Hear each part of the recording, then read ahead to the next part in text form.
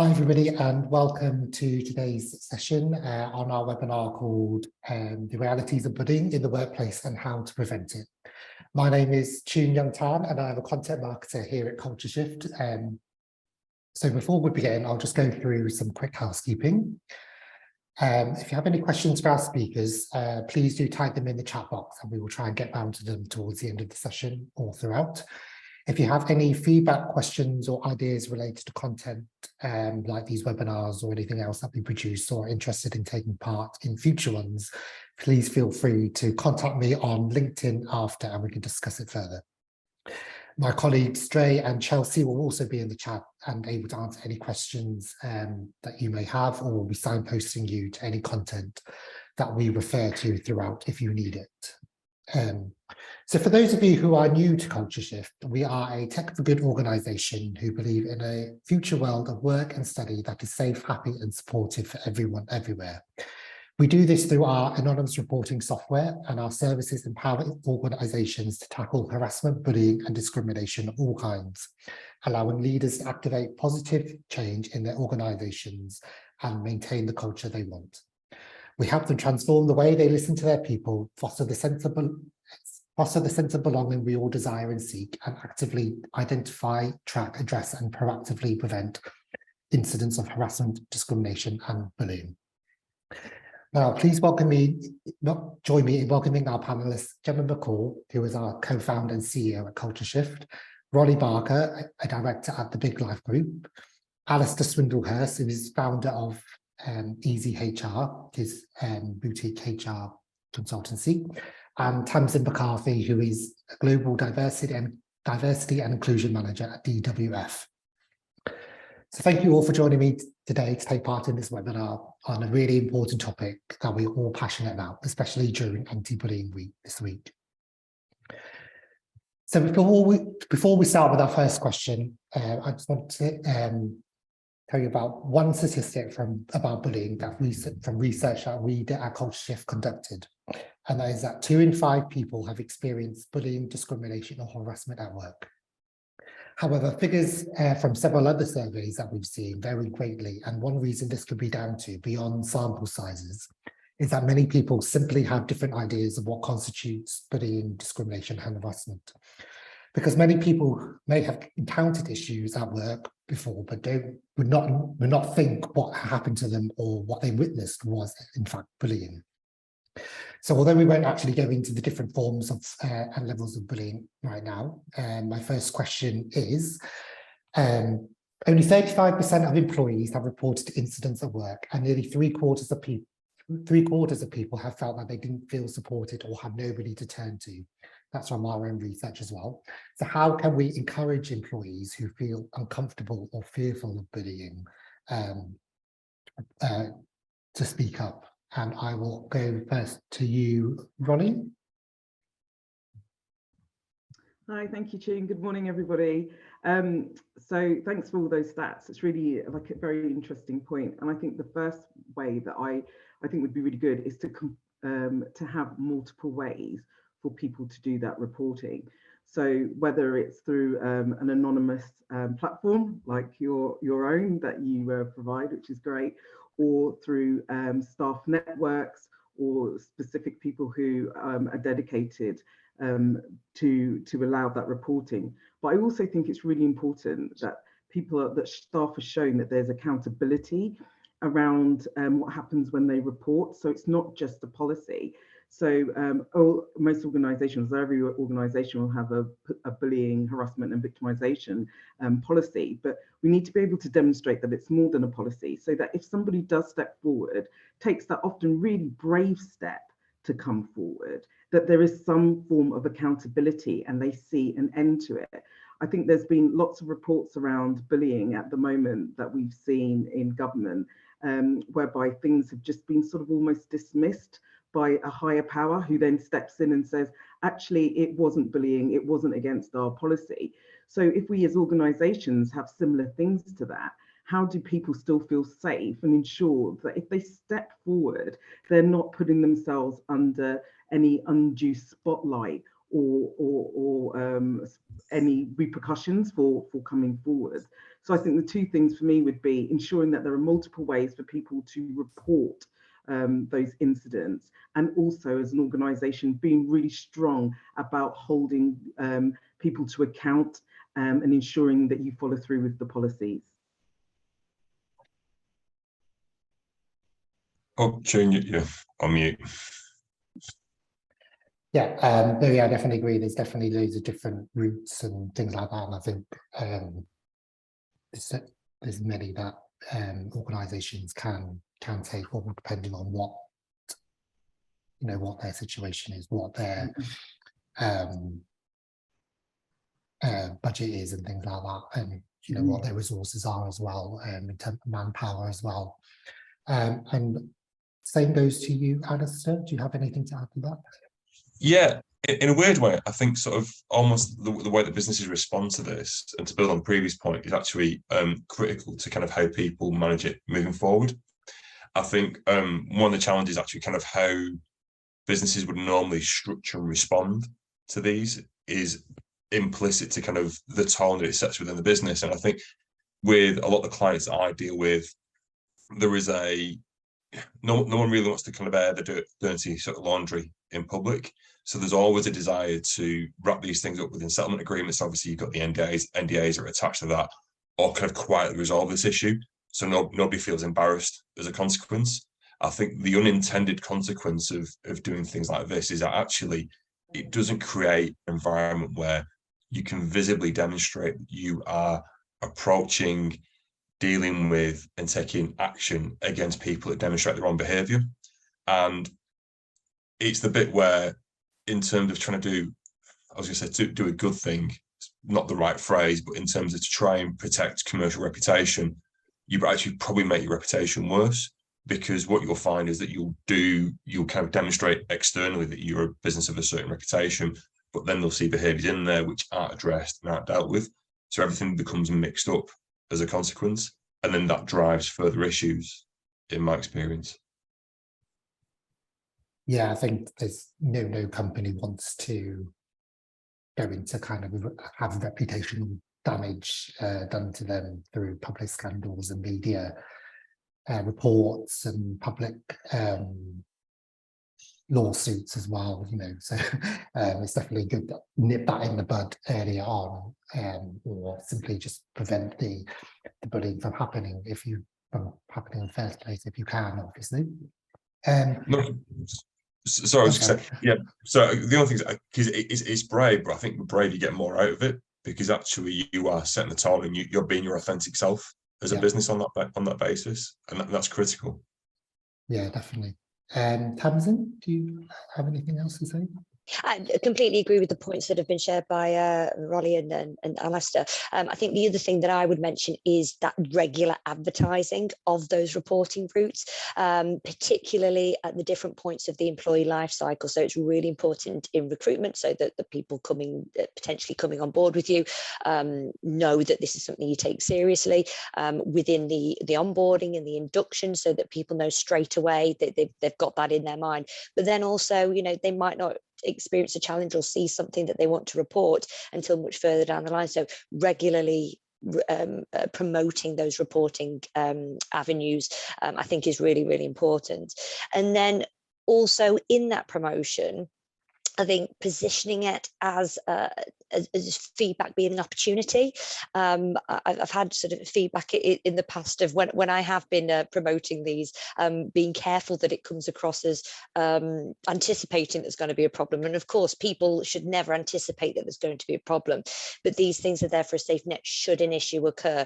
As we know from the statistics, there are challenges, be small and or large. We want to make sure people feel comfortable in reporting that. So positioning it as an opportunity for us to learn and grow. If we don't know that something is happening, we can't do anything to change that. So definitely positioning it in that way. And then, working on Alastair's point there is thinking about what we do with that feedback, because as we know in diversity and inclusion, people can be defensive. People don't want to do the wrong things. People don't want to feel like they have been racist or sexist or anything like that. So it could come as a bit of a shock, that feedback to people. But again, trying to position that as an opportunity to grow, and thinking about how we present that information back to people so that they aren't defensive and they can use it as a way to be more inclusive in the work environment. And then also feeding back into the people that can make a difference then, in terms of, you know, somebody like myself in diversity and inclusion, the people in the learning and development team, is it a case of you've had several reports of one type of behaviour, and that we need to shift our focus to be thinking about challenging that in the workplace and providing people with information around those types of topics to prevent that happening in the future. Yeah, I agree. Gemma, do you have anything to follow up from any of those? Yeah, I mean, I'd echo everything that fellow panelists said there. There's lots of really good things, such as, you know, displaying all of the different reporting routes and encouraging people to speak up, including allowing anonymous reporting. Like, I really hang my hat on the power of anonymous reporting to help improve organisational culture and really understand those hidden issues that are often so difficult to tackle. But I think also, you know, as kind of everyone said, trying to close that feedback loop, because where things often fall down is that people make a report, maybe anonymously, or maybe informally, but never know what happens to that information or the conversations that kind of progress from that. And sometimes you can't be specific about certain situations, but I think if broadly, you know, we are reporting back to the organisation some of the broad trends, and then the action plan of what you plan to do to tackle those trends, that will close the feedback loop on a sort of broad scale to the people who did report, to know that it was worth it, and encourage people who are potentially thinking about reporting to do so, because they will be heard and listened to, and some kind of action, whether formal or informal, will happen. And I think that's really important. I feel like sometimes organisations only kind of do half the piece and don't close that loop. Yeah, I agree. I think when, because obviously when people make a report, whether anonymous or named, they don't necessarily want it to be taken as formal route taken. And sometimes when they don't leave a name, which is obviously totally up to them, but the employer can't do anything back to them directly. So going round taking the action plan and doing training from that or whatever, changing policies, you know, whatever, is another way that people do use our system, for example. Yeah. So on to that kind of moves on to my next question, which I know some of you have already answered, but how can employees help their people understand the different forms of bullying, the different forms that bullying can take, so they can be recognised by all and prevented? Tamsin, do you have anything to say about that? Yeah, definitely. I think it's sometimes just explaining what those examples are, because whilst some of them can be quite obvious, you know, the more severe types of bullying and harassment, some of the smaller pieces in terms of, you know, banter and microaggressions are not as clear to people, particularly if it's an identity or an experience that you haven't had yourself. So I think it's really important that within our policies, within content that we produce and webinars, to provide those examples. And it's not just saying this is an example of a microaggression, it's explaining why that would be offensive, what impact that can have on the individual, and being clear about you might not have intended that reaction. It could be just something that somebody perceives from the actions that you are taking, that can impact somebody. So I think it's really important to provide those those examples. It's something that we did quite a lot of through Black History Month recently. Our network produced pieces of content around microaggressions. We also had a webinar around how to talk about race, in which 3 members of our networks talked about their personal experiences of microaggressions and how that made them feel. So it's really, I think, those personal stories are really, really powerful in terms of sharing what that can feel like in reality. We also do a lot of work through our allies content. So we look at different characteristics. We talk about the challenges and the myths associated with those, and try in that we draw out some of those examples of bullying, of harassment, and what that can look like, and even things like positive stereotypes and things like that, how that can be damaging to people, and explaining the impact that can have on an individual within the workplace, I think helps it be more relevant in terms of a workplace conversation. Yeah, I agree. We recently did a training session on microaggressions, and although being the type of business that we are, you wouldn't think that many of us would think we would need it. We already know what they are, but actually it was actually really helpful for everybody to make sure we are on the same page, that we do align with the values and everything. And we did all take something away from that as well, so that we know about microaggressions and even unconscious bias and things like that. Yeah. I'll come to you next, Alastair. Do you have anything in your many years of working HR? I don't know what that all do. Crikey. I don't look a bit well used. I think on the back of Tamsin's point is that kind of, it's the banter piece, which I find in my world, which is the biggest issue, and it hides a multitude of sins in what we see. I think part of the issue of this is kind of education is at the heart of this, and I've worked with some great employees who've put education at the centre of this to explain what kind of bullying and kind of how you address diversity and inclusion in the business. But I also say that an interesting stat, and it's unverified, but it feels right, is about kind of 1 in 4 managers are actually trained to deal or feel equipped to deal with things in the workforce, or in the workplace, sorry. And I think that microaggressions, and it is to get a good environment and to deal with these issues, it's not one-off events.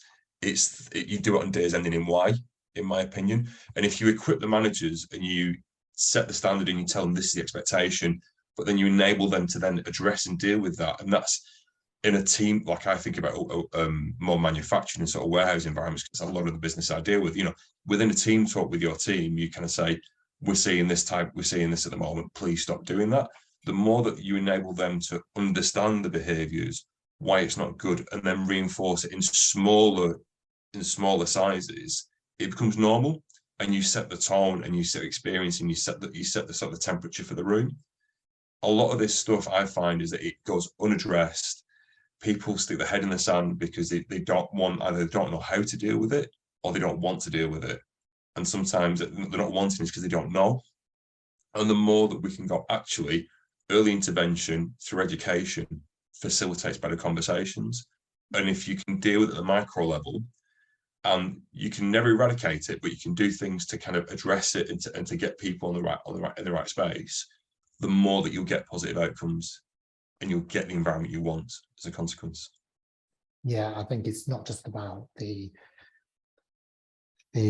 workforce, the colleagues, all being knowledgeable and knowing and being educated on that, but yeah, definitely managers as well, being held accountable, and just cascading down from the top level, from HR, whatever, E&I, down through to managers. So managers do know as well, because obviously everybody needs that same education, and then managers need to let them know how they can deal with it. And some people, some of them don't really.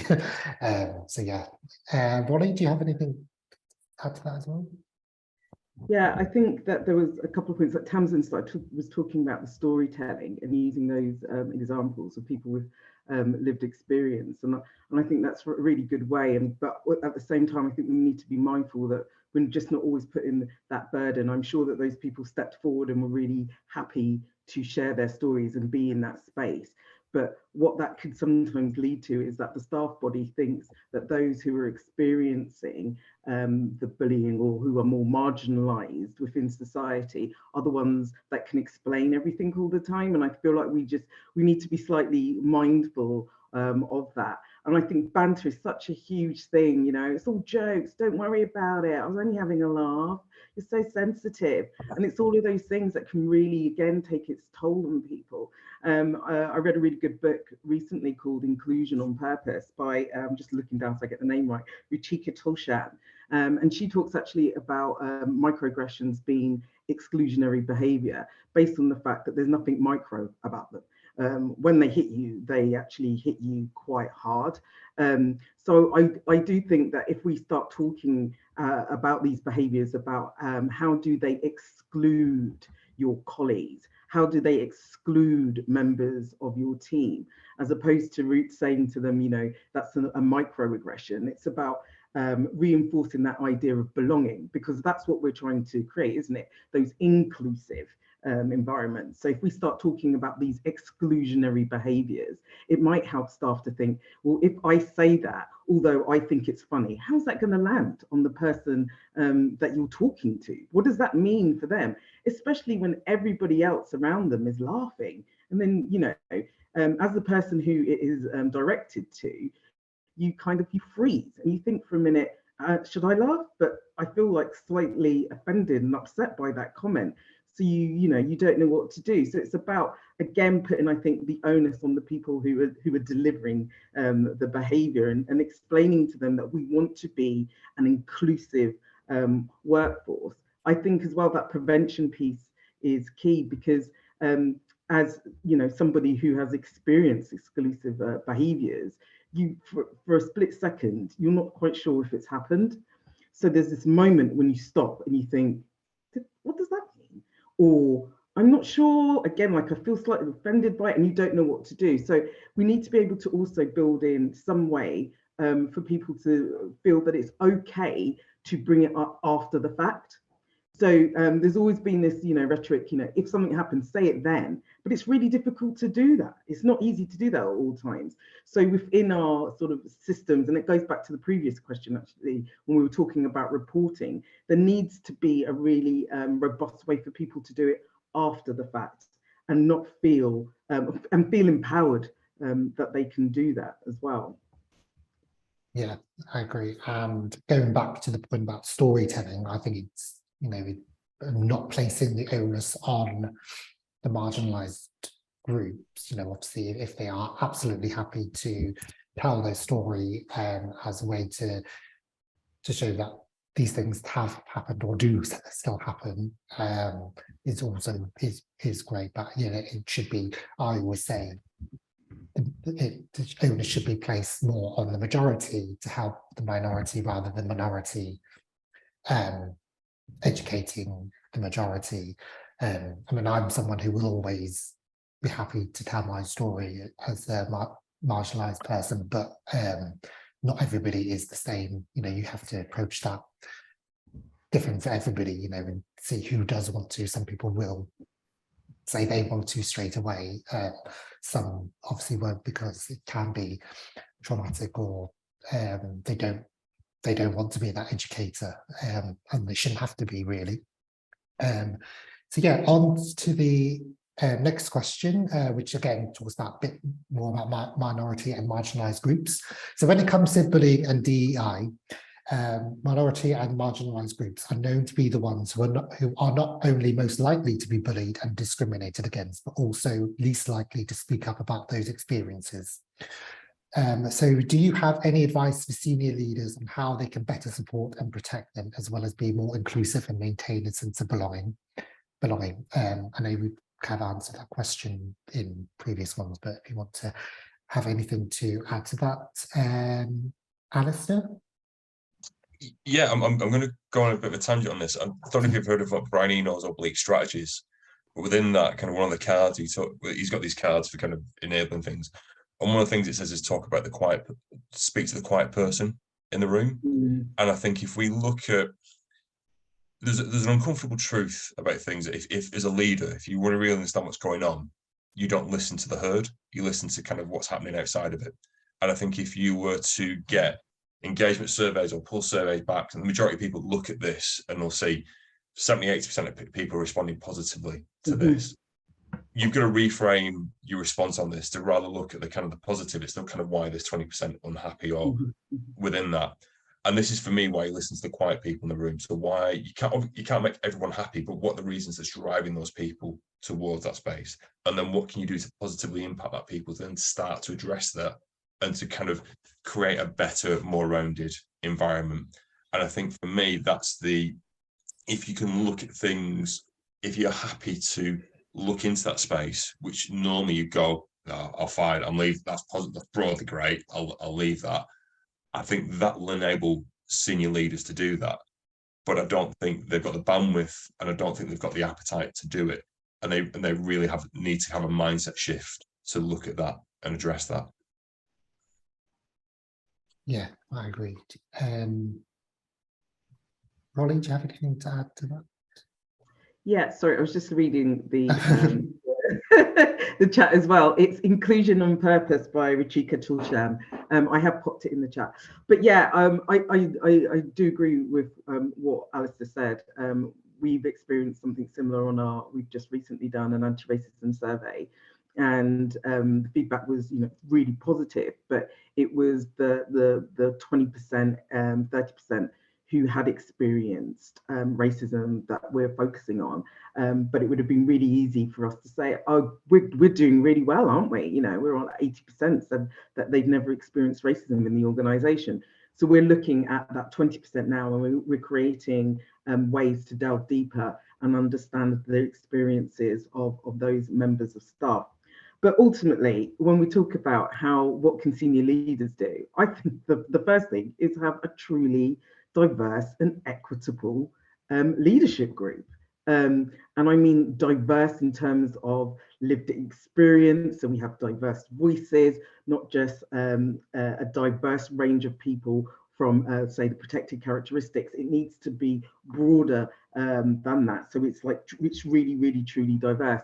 And I think also acknowledging as well that those people from marginalized communities, because of the society that we live in and the world that we live in, are more likely to be exposed to harm. And that means that harm is going to show up in the workplace. So we need to be really, really, really mindful of that. And then it's about not excusing the behaviors which we talked about before. As a leader, don't excuse it. Don't duck your head in the sand about it. You need to be able to confront it. And that doesn't always have to be in in a really combative way, although we don't believe in anything combative, do we? But what I mean by that, it can be as simple as when you're in the meeting and the quiet people that Alastair was referring to, notice them. Are they the ones that are being talked over? Are they the ones who you can see want to come in, but they're not given that space to? So it's simply, when you see it, say, oh, I see that X person really wants to come in here. I want to hear what they say. Take that step, be that sponsor, be that good ally. And I do think there is a piece of work around how we can ensure that leadership teams and our staff body all have the tools that they need to be those allies and to step in and support people who are more likely to experience those marginalizing behaviors. Yeah, I think definitely those 2 points of having, like you both said, about having a diverse leadership team and knowing about allyship. I know allyship is a big buzzword, but it is important to be an ally. Otherwise, if the minority don't have the majority speaking up with them, standing up with them, their voices aren't ever really going to be heard. They're just going to be in their own little corner, aren't they? Yeah. Sorry, can I just say one other thing, which I totally forgot? I think one thing that helped me was when we had affinity groups or networks, because the leadership team gave us then that space to have those conversations. And it was so empowering to be in spaces where you weren't getting the eye rolls, you weren't getting that you were being too fragile or sensitive. You were saying things and people heard you, really heard you, because they probably had a similar experience, unfortunately. But I do think there is something around leadership teams ensuring that they create those spaces as well, where those who will experience those exclusionary behaviours can come together just to be safe and share and not feel so alone. Yeah, I think the power of like staff networks or employee resource groups are, definitely can really help. Tamsin, do you have anything else to say as a D&I expert? Well, all of my key points have been covered and already by Alastair and Roli, but I think for me, one of the key things in terms of senior leaders is to ensure they understand that it is their job, that it isn't my job, just my job as a D&I lead, or HR or other people or the networks, or, as you say, the people within those networks that might be from marginalised groups. It's everybody's responsibility, and particularly them as senior leaders need to walk the walk and talk the talk. They need to be role modelling the right types of behaviour. And for me, that is all about incorporating diversity and inclusion into everything that you're doing, being mindful about that in everything you're doing. You're creating a product, who are you testing that with, who are you involving in the design? You've got a project or a meeting, who have you got sat around that table, who are you missing? How can you, if you don't have that representation, how can you be hearing from those diverse voices? How can you be bringing that experience in? Because as we all know, it's essential to business, it's essential to innovation and moving forward. So we need to make sure that we're having those bringing in those diverse voices. And as Roli says, also amplifying people's voices and opinions. So where you've seen some great work that has been done by, a woman in your organisation or a person of colour within your organisation, amplify that, talk about those great pieces of work and help sponsor them and mentor them, I think is really important. And then I think that the final piece, and we talk about this a lot, and I'm not sure I think it's starting to settle in with people now, is having those uncomfortable conversations and getting comfortable with that. It is tough. I'm not going to say it's not, but one of the experiences that I have that I talk about a lot is when I came across the topic of menopause a few years ago, and it had never occurred to me before in terms of something to include in the diversity and inclusion conversation. And I thought, right, well, I need to learn about this. And I went on some training, and the whole thing absolutely terrified me. And I didn't really realised I didn't know anything about it. And I was a terrible woman and I should know more. But just having that sort of half a day of training, doing a little bit of reading, doing a little bit of research, I felt so much more empowered to have that conversation. It is a very personal topic. It's different for everybody. It's always going to be quite challenging to have that conversation with people, but I feel empowered to have that conversation, to start that conversation, to listen and act. And to me, it just proved that with a little bit of knowledge, a little bit of learning, you can feel more confident in having those uncomfortable conversations and learning how to listen and act and react to people's feedback. And so I think that's something that senior leaders have to get much more comfortable with. Yeah, I think we always try and encourage people to have those uncomfortable conversations.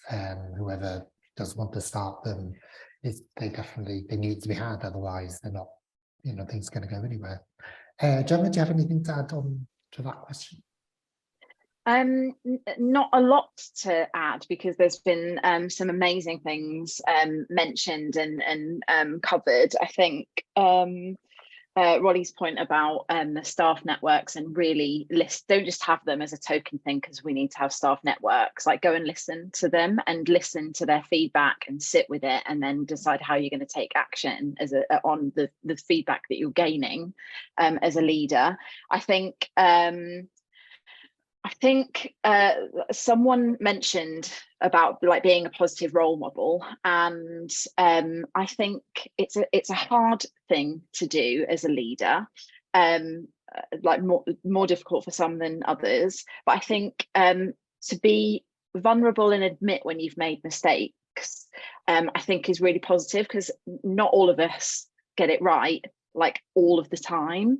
So to admit that you've made the mistake, but you're learning and you're moving on, and taking the feedback as positively as you can, so that you can grow as a person and as a leader, is a really important thing to do, to demonstrate to the rest of your organisation that's how you do it, and that's how you take on that feedback and learn and grow. Because I don't think all leaders do that as well as they could.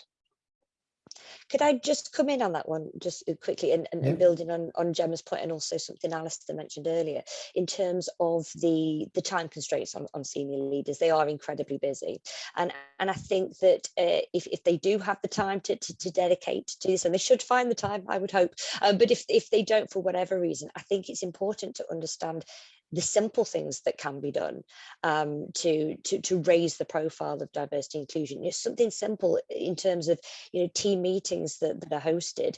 Just mention what's going on. Mention there's a new policy. Don't forget the reporting mechanisms. Don't forget this event's coming up. When somebody new comes into your organisation, take 30 seconds to say, I'm sure you're already aware, but if you don't, there is networks that are available for this, and this. There are policies available for this, and this. I'll send you a quick email with the details.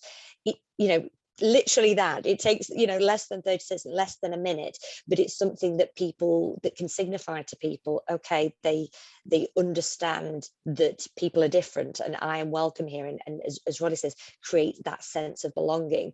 I think it's trying to focus on those little tiny things that you can do to be visibly be a visible ally and visibly promote what is available for people in that area.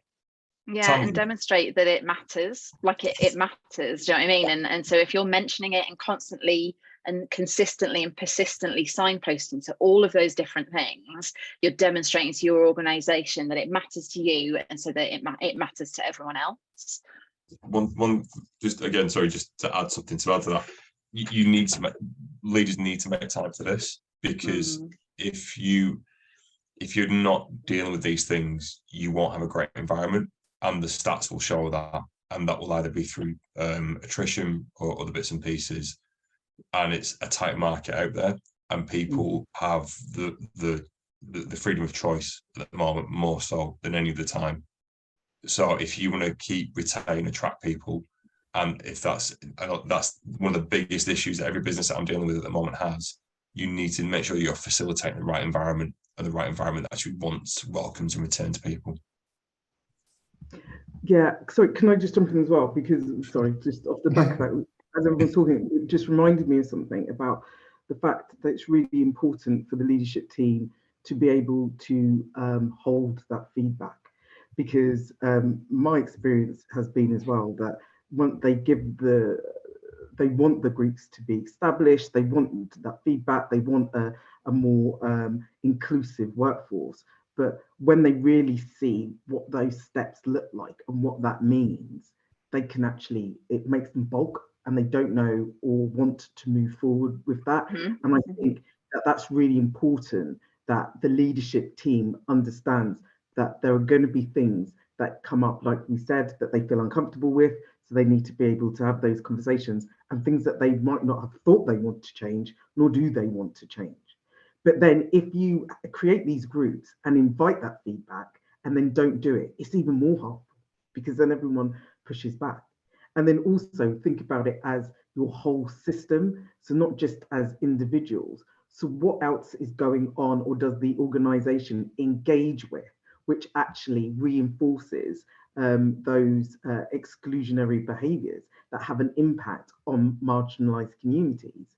In a previous role, there was an issue with for our organization in terms of working with a consultant who on social media was talking about really transphobic things, but they were being used by the organization. And on one stance we had this real transphobic policy. We were very supporting our trans colleagues, but then employing someone who was promoting transphobic ideas. So how did that didn't fit together? And then when it was raised with the leadership team, it was separated out as two issues, but it's the same issue, because the impact that it had on members of staff who identified as trans was huge. They felt really unsafe in the workplace. So it's really important that the leadership team also think about the whole system of the organisation and every aspect that plays into it. Yeah, I think yeah, definitely D&I is not just about, you know, the HR side of it and helping colleagues, but it's although it should be embedded in every aspect of the organisation: marketing, sales, the outward image of the company, even how you outsource your, you know, your resources or clients and that kind of thing, and who you work with as well. Definitely. So next question is, what have you or your teams implemented or done in your current or previous organisation that has either helped support those who have been bullied or protected from being bullied? Before I just ask somebody, I will say that I know a few people have joined a bit late, but if we will be posting the whole video at some point very soon, so you can rewatch the bits that you missed. So yeah, that first question to Roli. Yeah, so this has come up for us, and we're just in the real infant stage of designing this, but this was off the back of staff experiencing racism within the organisation, and off the back of a grievance. And at the end of the grievance, it was one of the outcomes was that the person had spoken up, had taken that brave step, but they said that there were many colleagues who didn't want to do that. So we're exploring ways how we can engage specifically with those of our colleagues who are racialized within the organisation. And one of the things that we are looking to do is actually create specific quarterly group sessions with an external facilitator for those people who are racialized within the organisation to come together to talk about issues and their experiences, if they want, in a more relaxed, safe space, which doesn't really have anything to do with the organisation in terms of it won't be facilitated by a member of staff. It won't be held in one of our buildings. We'll try and do it in person. We're quite lucky, whereas our locality as an organisation is fairly small in the sense that we operate in the Northwest. So we'll try to do them in person as well. And what we're hoping is that what we get out of them are those stories that one or two people might share with another member of staff. We'll be able to create more and hear those experiences so that we can act on them. Because as I said before, if we just took our staff survey as a response, there wouldn't be anything really to go on. If we take the grievances, when we're being told that there's more going on in the organisation, we really need to focus on how we create those spaces to hear, for people to share and tell those experiences. So we're looking to launch those ASAP. So we're just, yeah, that's one of the things that we're looking to do at the moment. That sounds good. Tamsin? Yeah, I think there's two things that I find personally really important is having that really strong backbone. So in terms of your mission statement or the set of values that your company operates in line with, setting out that minimum expectation. We obviously encourage people to aspire to being much higher than that, but setting out that minimum level of respect, I think, is really clear, because whatever the conversation, whether it is, you know, serious in terms of, you know, a tribunal or something like that, or or a grievance, or whether it is just some informal feedback, you've always got that as your baseline in terms of this is what we expect from an employee in this organisation. That is what you're signing up to respect a colleague, and so that if they are exhibiting behaviours that contradict that, then you have that strong backbone to support you. So that's, I think, really, really important. And again, making sure you're promoting that, making sure that you're really clear about that on a regular basis, so that people understand what is expected of them.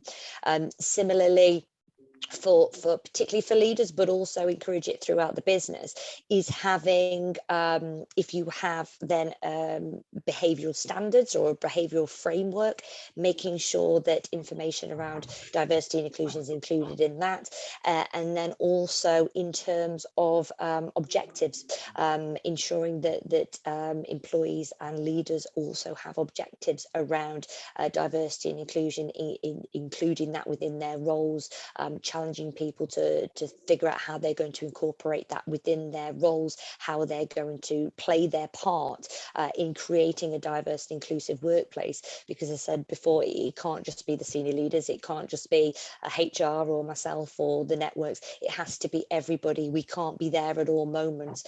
Every colleague needs to take responsibility for creating that environment, and we need to be clear about that expectation that they play their role. Yeah, I think, yeah, living by those sets of values or their mission statement is really important. That's something that we do a lot at Culture Shift. We always reiterate the values and how one-to-ones. So we'll start incorporating those. How do we live by those or work by those? Everything. So yeah, it's definitely a good way to go to in terms of how to monitor behaviours or our mindsets and things like that, and how we operate at work. Absolutely. And I'd say in terms of some of the challenges that I have personally seen and been involved with have been where there may be clashes of characteristics, and people say, well, you know, I believe this thing, and it makes it difficult for me to support something else. But again, having that strong backbone, it comes back to that in terms of the reason that challenge might have come across is the way that you're exhibiting those beliefs might be impacting another person and doesn't respect them as an individual. So it really does help resolve some of those issues and really set somebody's mindset of you have your views, and we respect that, but you have to make sure that you are respecting others, and ensuring that they're able to be their authentic selves in the workplace. Yeah, it's definitely about managing those different personalities and ideas and opinions, yeah, rather than straight up across people that don't agree, just alienate them. Yes. So very quickly come to Alastair before we go to Q&A. Yeah, I was going to say, I think the point that Tamsin made about behavioural frameworks is critical in all this. I think setting the standard and articulating the standard, but I also think that kind of bringing it to life is equally important. And part of the challenge within all of this is tokenism, and people will put things in place, go pat themselves on the back and go, job done, I've created a great policy. What you need to do is the power of communication and bringing that to life, and make sure each person within whatever layer of the business they work in understand it and how they then need to live and breathe that day to day. One of the best bits of work I've seen was in and around banter. The business I was working with at the time had a moment, and it wasn't their greatest moment. And actually, to their credit, they kind of went into and said, we need to deal with this, and we need to deal with it in the right way. And they did a whole program in around looking at diversity inclusion, and sort of saying to people, you may think you're being funny in this, but you're not. And there was a whole conversation around about sex, sexual identity, race, all the bits and pieces. And it lent into that uncomfortableness of people that did not think that they were being offensive went, right. And there was a light bulb moment in there. And there is whether we like it or not, some people don't think that they're doing it when they do it. They just think that that's just common parlance, and that's fine. And we need to kind of present behaviour back to people to kind of go, this isn't the world that we're in anymore. The world has moved on as a consequence. And unfortunately, kind of society doesn't always do it for us. So as employers or people that employ people, we need to help people along that journey as well to do that. And I think the more that you can do that, and again, it doesn't need to be something big, but it's just constant and often and bring things to life. I think that's a real benefit to kind of employees in making that effective change within it as well. Yeah, I think both the EI and HR work can be little things that part that make up the whole kind of strategy or initiatives within different areas of the business. It doesn't have to be a huge amount of work. Obviously it does, it can be eventually, but there are little things that people can do within the organization that just can help everybody. So there was a last question I was going to ask, but I may throw that out later in when we send out the rest of the webinar with answers from our panelists. But if there's anybody that has any other questions to ask, we will now be taking them as well. I want to say as well, I know there's been some lived experiences shared in the chat and everything, which is obviously very we do thank you for sharing your experiences, and hopefully we can help in some way with any sort of resources or anything. Some of our team members can probably help signpost that or something. So we do have one question from Adrian Bird. What would your response be to someone who is in a staff network who sees it as a waste of time? They feel that it's a talking shop and nothing actually changes as a result of the meetings. I know that was pointed at Tamsin first, so I don't know if Tamsin wants to go first with that. Yeah, happy to come in on this. I mean, it's a challenge that I faced numerous times. My experience with employee networks is that they evolve over time, that you might get, a bunch of really enthusiastic people and it goes really well and you achieve a lot. They might then become very busy or move on, and it can become then a bit quieter. I noticed that in the pandemic, it was a bit of a challenge.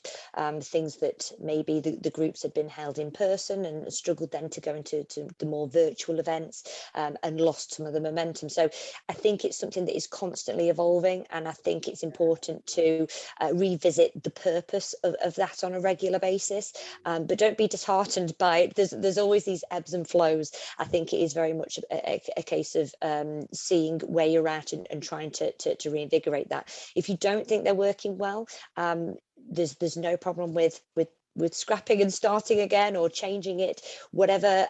For me, the important thing is thinking about the issue that it's trying to solve. Think about the action that you feel needs to be taken, and then producing action plans around that. You mentioned that things have become a bit of a talking shop. I don't necessarily think that's a bad thing.